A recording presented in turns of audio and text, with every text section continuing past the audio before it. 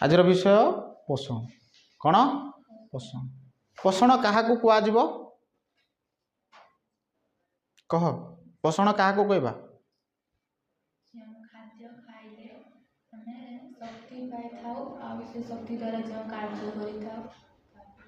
okay पोषण को एत कॉम्प्लिकेटेड करूँ देखे पोषणर अर्थ हूँ पोषा सहज भाषा बुझे दूसरी पोषण कहले कौन रे पोषा बेले बेले कहुए रे मु तार भरण पोषण करी तुम मोठू केमी छड़े नौ ताक पोषण मु तार कौन करी भरण पोषण करी भरण पोषण माने कौन ताक मु पोषी मु रखी मो पाखे तार समस्त आवश्यकता मु पूर्ण करुली ताकू जहाँ दरकार होता से जिन मु कौन करी जगे दौली सुविधा असुविधा मुझे साथ दौली तेणु तार मु भरण पोषण कर तुम मन इच्छा मोठू मोर संतान को नहीं पार ना जदि से संतान हो तेणु पोषणर अर्थ हूँ कौन पोषा साधारण भाषा यार मु कहूनी कि एटा मु साधारण भाषा बुझाऊँगी यार आक्षरिक अर्थ या नुहे पोषणर अर्थ हूँ पोषा तो कौन पोषा देख आम जो खाद्य खाऊचे ना खाद्य खाइला परे सही खाद्य कौन करम शरीर किसी आवश्यकता पूर्ण कर पितामाता आमर आवश्यकता पूर्ण करती आमको लालन पालन करती आमको पोषती तो तापर से कहीपे मु मो पुओ को पोषी थी एत वर्ष धरी मो पुओ मो पाखे थिला जदि पिता जदि थी पिता और माता भीतर जब डिभोर्स हो जाए माता जदि पुओ को नापी चाहिए से समय कह कि मो पुओ को एत वर्ष धरी लालन पालन करी पोषी थी तुम नहीं पार ना प्रतिपोषण करी से पुओ को मु प्रतिपोषण जोटा कहुए गोटे शब्द अच्छी पोषण पोषणर अर्थ हूँ पोषा एति बुझी था एटा आक्षरिक अर्थर नुह साधारण अर्थरे मु बुझाऊँगी बुझेगा कि ना किंतु जिते बड़े कौन हो जो खाद्य खाइले कौन भी खाद्य होना कहीं आम जो से खाद्य खाऊचे ना कि सही खाद्य कौन करुच्ची आम शरीर किसी आवश्यकता पूर्ण कर बापा माँ आमर आवश्यकता पूर्ण करती ठीक सेमती आउ जो खाद्य आमर आवश्यकता को पूर्ण करुच्ची कहुच्छे पोषण बुझलु ना नाई ना बुझिपालुनु आम जो खाद्य खाइले ना किलो से खाद्य कौन है आम शरीर आवश्यकता पूर्ण कला जो खाद्य आम शरीर आवश्यकता पूर्ण कर जो प्रक्रिया जो हो आवश्यकता जो पूरण होगा प्रक्रिया को कहुच्छे पोषण बुझेगा वर्तमान देखे ये पोषणटा विभिन्न प्रकार आम जाचे पोषण को श्वेतसार बोली कहुच्छे कारण श्वेतसार जातीय खाद्य आम शरीर आवश्यकता पूर्ण करुच्ची तेणु श्वेतसार बोली कहुचे स्नेहसार है जीवसार है हाँ कि नहीं सेमती जीवसार क अच्छी जीवसार ख अच्छी जीवसार ग अच्छी vitamin A vitamin B vitamin D आम कहुचे ना विटामिन सी तो विटामिन B12 अच्छी तेणु यहाँ श्वेतसार है पुष्टिसार है स्नेहसार है जीवसार यहाँ सम्मिश्रण जीवसार बोली कहुच्छे विटामिन बी जहाँ कहुच्छे विटामिन सी है धातुसार कैल्शियम फस्फरस सेमती है लौह है आयोडीन ये सबू जिनस कौन करुच्ची आमर आवश्यकता को कौन करुच्ची पूरण करुच्ची से कहुच्छे पोषण बुझेगा ना नहीं जो खाद्य सार आम शरीर आवश्यकता को पूरण करे ताकू कौन कहुए पोषण जो खाद्य सार मानव शरीर कौन करुच्ची आवश्यकता को पूर्ण करुच्ची ताको आम कौन बोली कहबा पोषण पोषणर प्रथम जिनस हूँ प्रथम जोड़ा अच्छी श्वेतसार बुझेगा कि ना पोषणर गोटे भाग कौन श्वेतसार ये श्वेतसार को भल भाव देखे श्वेतसार साधारणतः यार काम कौन रे शरीर को शक्ति जगेब श्वेतसार काम कौन शरीर को शक्ति जगेब श्वेतसार फल आम शरीर को शक्ति पाई था ओके ये जो यार प्रधान जदि आम देखा ना कि यार प्रधान स्थूल पोषक शरीर आवश्यक पड़ुवा शक्ति को प्राय 70-80% श्वेतसार मिली थाए अर्थात आम यह कहीपर आम शरीर जी कौन दरकार हो शक्ति दरकार हो प्रायतः जदि आम देखा तो आम कहीपर कि केते प्रतिशत 70-80% कौटू पाइबा आम श्वेतसार 70-80% श्वेतसार ही पाई था बुझेगा पाइबा माँ श्वेतसार किंतु ये श्वेतसार जो आम खाऊचे ना ये तो क्या नहीं गठित होता ना श्वेतसार ताले क्या नहीं गठित होती देख श्वेतसार जदि आम कहवा ये अंगारक उद्जान आउ अम्लजान ये तीनोटी अणु को लेकिन गठित होती कौन कौन अंगारक उद्जान आउ अम्लजान अंगारक को आम कहे कार्बन अंगारक कौन कहुच्छी कार्बन एटा देखुचे ना कार्बन कार्बन केतरी अच्छी एटा देख C6 ग्लुकोजटा जोटा एटा श्वेतसार ये हूँ श्वेतसार गोटे भाग श्वेतसार गोटे अंश आम कहीपर शर्करा जातीय खाद्य आम ग्लुकोजटा तेणु कार्बन केतरी रहबो श्वेतसार रे 6टी आ कोन उद्जान हाइड्रोजन हैला एटा देखो आमे कहूचे श्वेतसार रो गोटे भाग होची के ग्लूकोज श्वेतसार रो गोटे भाग के ग्लूकोज सेति में तो कोआ गला श्वेतसार केतरी अणु को नै गठित होची कार्बन हैला हाइड्रोजन हैला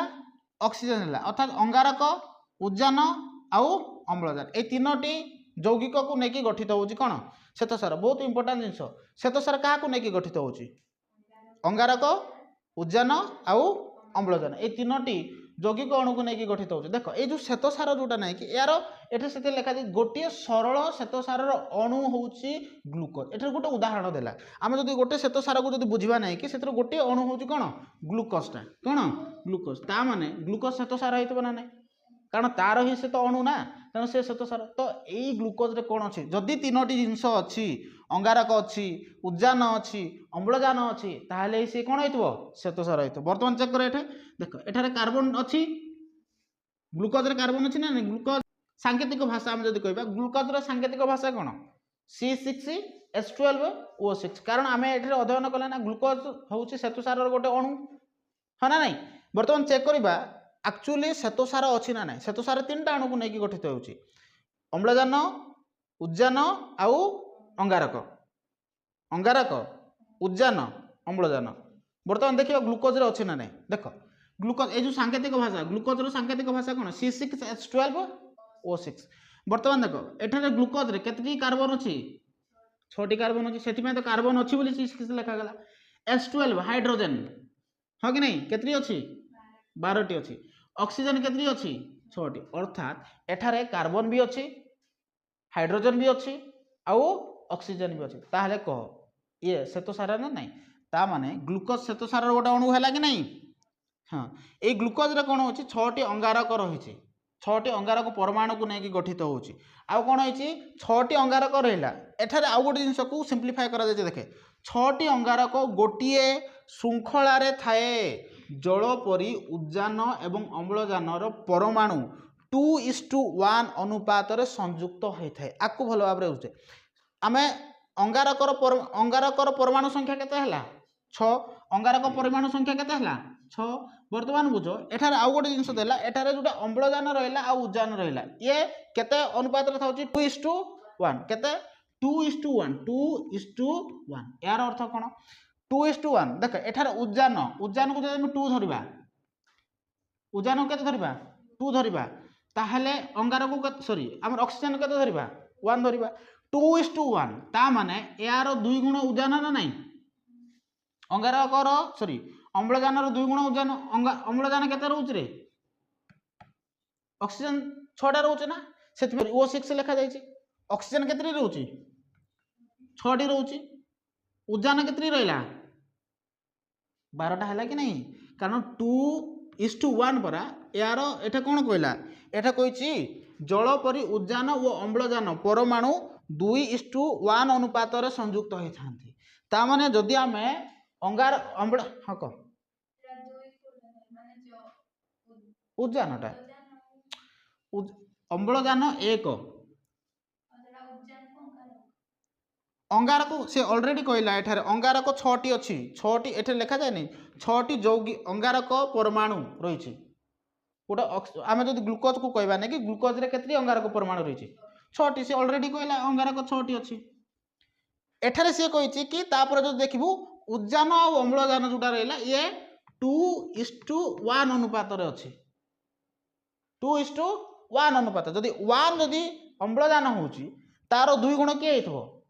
उद्जान हेतबो जदि एठारे देखे ऑक्सीजन केतरा अछि ताले 6टी अछि जदि ऑक्सीजन 6टी अछि अर्थात अम्लजान जदि 6टी अछि तार 2 गुण के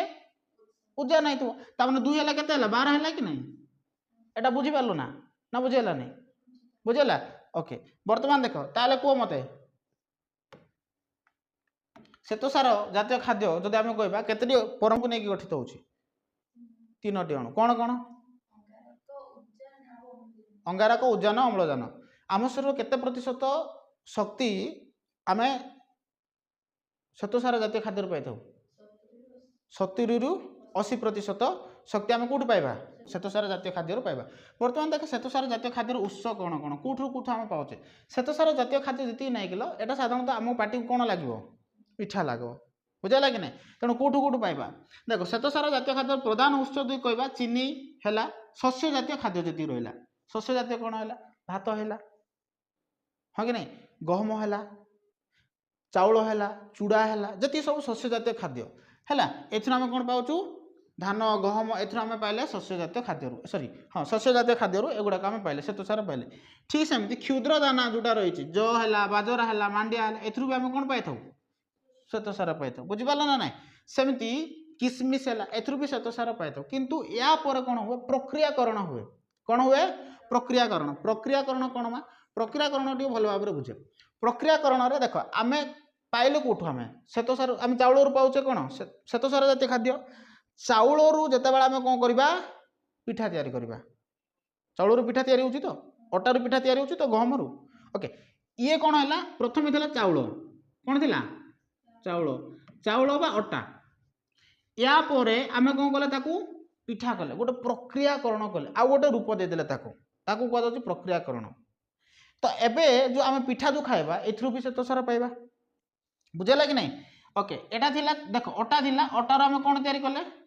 रुटी तैयारी कले रुटी जो खाऊचे से भी आम श्वेतसार पाऊचे अर्थात प्रक्रियाकरण खाद्य अटा है अटारू जमी आम रुटी तैयारी कले रुटी है रुटीटा प्रक्रियाकरण खाद्य बुझेगा कि नहीं सेमती कौन कहीपर सेमती पिठा है सेमती एटा गुड़ाक नूडल्स गुड़ाक है कौन मा हाँ नूडल्सटा है सेमती जेली जेली खाइचु ना ना मार्केट रे ओके ये जो जेली गुड़ाक एगुड़ाक कौन श्वेतसार जातीय खाद्य सेमती कौन शस्य जातीय खाद्य जोटा थिला आम शस्य जातीय खाद्य आलोचना कले कंदमूल जातीय खाद्य तुम देखु आलू आलू खाऊ ना आलू आम कौन पाचे श्वेतसार सारू भी आम कौन पाइबा श्वेतसार एगुड़ाक कंदमूल जातीय खाद्य छाड़ सारू है आलू है ये जो कंदमूल है एगुड़ाक आम कौन पाई श्वेतसार पाई आउरी सेमती महूरु कौटू महूर महूर आम अधिक परिमाण में श्वेतसार पाइबा झील बुझेगा ना नहीं जोटा कि अधिक मीठा लगे महूटा देख गुड़ है महू है एठू आम प्रायतः 95% श्वेतसार पाइबा एटा मन रखी केते प्रतिशत 95% आम कौन पाई श्वेतसार जातीय खाद्य पाई कौटू गुड़